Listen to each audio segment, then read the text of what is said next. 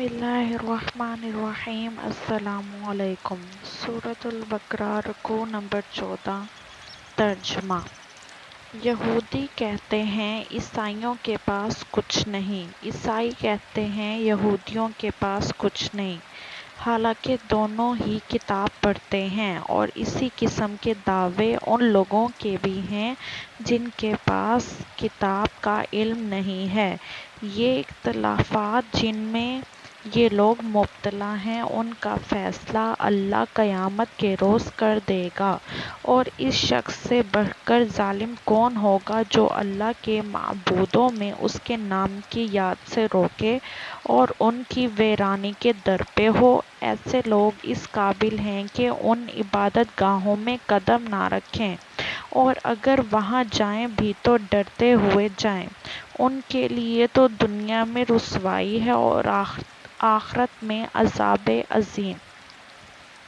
مشرق اور مغرب سب اللہ کے ہیں، جس طرف بھی تم رخ کرو گے اسی طرف اللہ کا رخ ہے۔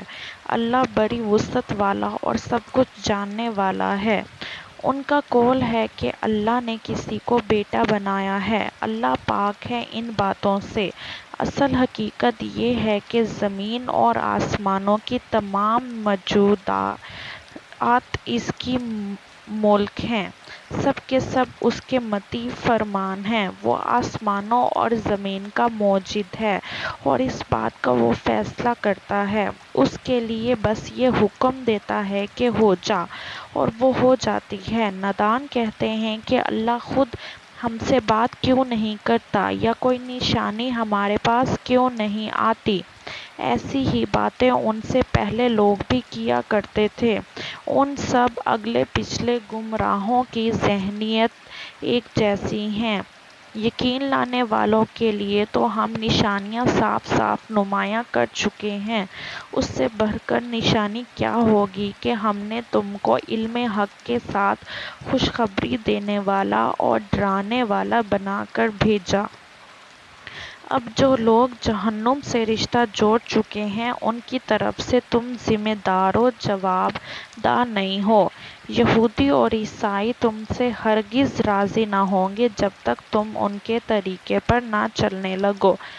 صاف کہہ دو کہ راستہ بس وہی ہے جو اللہ نے بتایا ہے، ورنہ اگر اس علم کے بعد جو تمہارے پاس آ چکا ہے تم نے ان کی خواہشات کی پیروی کی تو اللہ کی پکڑ سے بچانے والا کوئی دوست اور مددگار تمہارے لیے نہیں ہے۔ جن لوگوں کو ہم نے کتاب دی ہے وہ اسے اس طرح پڑھتے ہیں جیسے کہ پڑھنے کا حق ہے۔ وہ اس پر سچے دل سے ایمان لاتے ہیں، اور جو اس کے ساتھ کفر کا رویہ اختیار کریں وہی اصل میں نقصان اٹھانے والے ہیں۔ تفسیر۔ یعنی مشرکین عرب، یعنی بجائے اس کے کہ عبادت گاہیں اس قسم کے لوگوں ظالم لوگوں کے قبضہ میں ہوں اور یہ ان کے متولی ہوں، ہونا یہ چاہیے کہ خدا پرست اور خدا ترس لوگوں کے ہاتھ میں اقتدار ہو اور وہی عبادت گاہوں کے متولی رہیں، تاکہ یہ شریر لوگ اگر وہاں جائیں بھی تو انہیں خوف ہو کہ شرارت کریں گے تو سزا پائیں گے۔ یہاں ایک لطیف اشارہ کفار مکہ کے اس ظلم کی طرف بھی ہے کہ انہوں نے اپنی قوم کے ان لوگوں کو جو اسلام لا چکے تھے بیت اللہ میں عبادت کرنے سے روک دیا تھا۔ یعنی اللہ نہ شرکی ہے نہ غربی، وہ تمام سمتوں اور مقاموں کا مالک ہے، مگر خود کسی سمت یا کسی مقام میں مقیم نہیں ہے، لہٰذا اس کی عبادت کے لیے کسی سمت یا کسی مقام کو مقرر کرنے کے معنی یہ نہیں ہے کہ اللہ وہاں یا اس طرف رہتا ہے، اور نہ یہ کوئی جھگڑنے اور بحث کرنے کے قابل بات ہے کہ پہلے تم وہاں یا اس طرف عبادت کرتے تھے، اب تم نے اس جگہ یا سمت کو کیوں بدل دیا۔ یعنی اللہ تعالیٰ محدود، تنگ دل، تنگ نظر اور تنگ دست نہیں ہے، جیسا کہ تم لوگوں نے اپنے اوپر قیاس کر کے اسے سمجھ رکھا ہے۔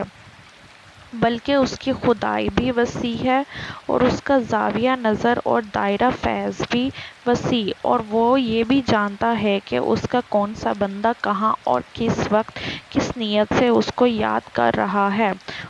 ان کا مطلب یہ تھا کہ خدا یا تو خود ہمارے سامنے آ کر کہے کہ یہ میری کتاب ہے اور یہ میرے احکام ہیں، تم لوگ ان کی پیروی کرو، یا پھر ہمیں کوئی ایسی نشانی دکھائی جائے جس سے ہمیں یقین آ جائے کہ محمد صلی اللہ علیہ وآلہ وسلم جو کچھ کہہ رہے ہیں وہ خدا کی طرف سے ہے۔ یعنی آج کے گمراہوں نے کوئی اعتراض اور کوئی مطالبہ ایسا نہیں گھڑا ہے جو ان سے پہلے کے گمراہ پیش نہ کر چکے ہوں۔ قدیم زمانے سے آج تک گمراہی کا ایک ہی مزاج ہے اور وہ بار بار ایک ہی قسم کے شبہات اور اعتراض اور سوالات دہراتی رہتی ہے۔ یہ بات کہ خدا خود آ کر ہم سے بات کیوں نہیں کرتا اس قدر محمل تھی کہ اس کا جواب دینے کی حاجت نہ تھی۔ جواب صرف اس بات کا دیا گیا کہ ہمیں نشانی کیوں نہیں دکھائی جاتی، اور جواب یہ ہے کہ نشانیاں تو بے شمار موجود ہیں، مگر جو ماننا چاہتا ہی نہ ہو اسے آخر کون سی نشانی دکھائی جا سکتی ہے۔ یعنی دوسری نشانیوں کا کیا ذکر؟ نمایاں ترین نشانی محمد صلی اللہ علیہ وآلہ وسلم کی اپنی شخصیت ہے۔ آپ صلی اللہ علیہ وآلہ وسلم کے نبوت سے پہلے کے حالات اور اس قوم اور ملک کے حالات جس میں آپ صلی اللہ علیہ وآلہ وسلم پیدا ہوئے، اور وہ حالات جن میں آپ نے پرورش پائی اور 40 برس زندگی بسر کی، اور پھر وہ عظیم الشان کارنامہ جو نبی صلی اللہ علیہ وآلہ وسلم ہونے کے بعد آپ نے انجام دیا، یہ سب کچھ ایک ایسی روشن نشانی ہے جس کے بعد کسی اور نشانی کی حاجت نہیں رہتی۔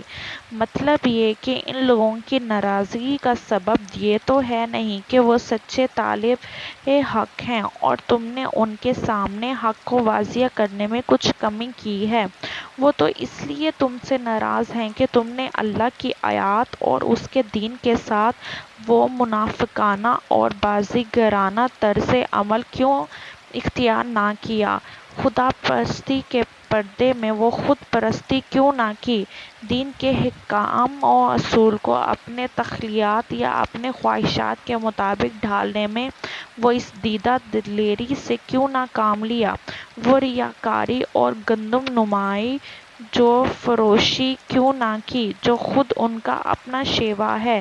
لہٰذا انہیں راضی کرنے کی فکر چھوڑ دو، کیونکہ جب تک تم ان کے رنگ ڈھنگ نہ اختیار کر لو، دین کے ساتھ وہی معاملہ نہ کرنے لگو جو خود یہ کرتے ہیں، اور عقائد و اعمال کی انہیں گمراہوں میں مبتلا نہ ہو جو جن میں یہ مبتلا ہیں، اس وقت تک ان کا تم سے راضی ہونا محال ہے۔